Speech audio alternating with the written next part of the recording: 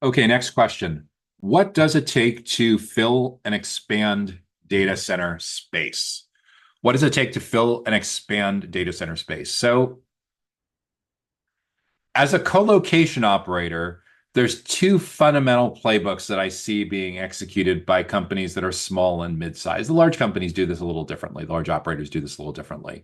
So, like if you work for QTS or Flexential or TierPoint or Digital Realty or Equinix or NTT or something like that, there's a different way of approaching this. But for small to mid-size, where it's not the Jeff Bezos two pizza rule, but you can still get everyone together at a sales kickoff that doesn't get completely out of hand. Here's how I would approach it is to think more like an IT services company, to think more like a technology services company, and less like a real estate company. So if you look at WeWork, if you look at a co-working company, you don't necessarily want to be selling co-working for servers because that sets you up to be a commodity. On the other hand, if you look at a managed service provider that's seen as fractional CTO, outsourced IT for small and medium-sized businesses, that's really the direction you want to go. And so it's a combination of your business model pivot and it's a combination of the positioning of your team. That's probably the most important way to approach this.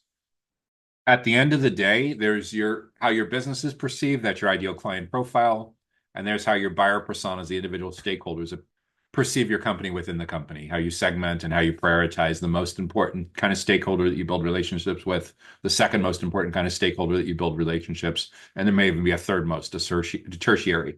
There may also, over time, you may discover a negative buyer persona, which is where when you encounter a certain kind of stakeholder in a certain kind of company, it's like the kiss of death to your client relationship or sales process.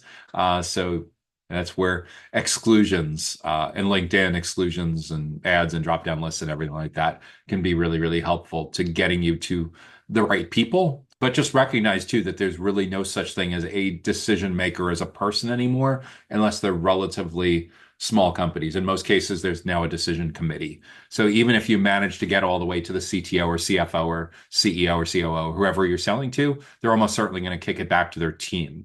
That's where the content, that's where the thought leadership, that's where the events can have an amazing impact because it's so much lower risk for an entry level, mid level, senior level individual contributor on a team to forward around your webinar invitation or webinar recording or downloadable ebook or report or something or podcast or video to other members of their team, as opposed to sticking their neck out on the line and recommending that they buy your colocation. Of course, that'll come later.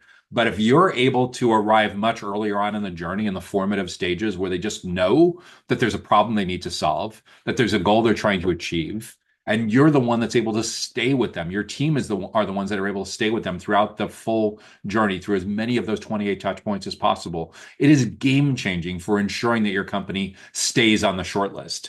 In some cases, especially for single location or small regional kind of co-location operators, where you're selling to relatively small companies, that educational content, those events can have such a massive impact that in some cases the competitive options vanish out of their shortlist and the shortlist collapses down to your firm.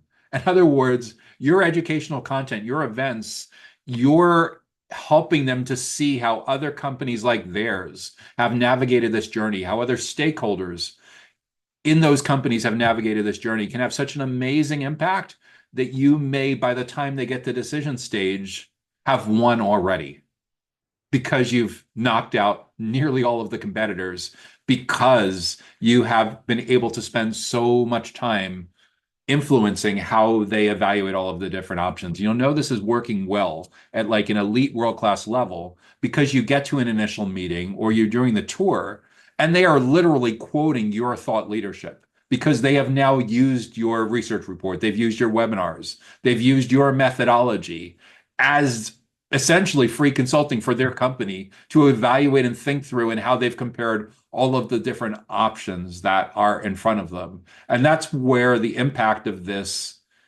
cannot possibly be overstated. It's not just that your website is your hardest working 724, 365 salesperson who never needs a day off, who never gets into scuffles with coworkers, that never needs a recharge, never burns. None of that stuff. It is that in many cases recognizing when it comes to digital infrastructure, especially colocation, is you like your sales team is likely willing to work a little more of an extended week. So if you'd say your network operations center staff, your system engineers, your techs probably work 35, 40, 45 hours a week. Your sales team, your A's and your SDRs, they'll probably kick it up to 55, 60 hours a week, especially end of month, end of quarter. And that still doesn't hold a candle to the 168 hours a week that your prospects and clients may be interested in having these kinds of conversations. So if someone converts on your website at 2 o'clock on a Sunday afternoon on a holiday weekend, and your whole sales team, including your VP of sales, your CRO, chief commercial, whatever it is, no one's working till 9 o'clock on Tuesday morning, was that 36, 40 hours later or something like that? Your webinar recordings, your downloads can do an amazing job of letting that person literally binge their way and accelerate their way through the whole buyer's journey. But that only exists when you make the investments of figuring out what a person like that needs to know throughout the full journey and builds that and promotes it and makes it a seamless process. So when the next time your sales director, sales leader, account executive, SDR is looking down at something like HubSpot and you're like, this person booked a meeting for 10 o'clock on Tuesday morning. This must be a mistake. They've consumed 73 pages of content on our website. They have filled out 8 different forms. It looks like they've watched 4.5 hours of on-demand webinar recordings. Talk about a shooting fish in the barrel kind of scenario with that sales appointment.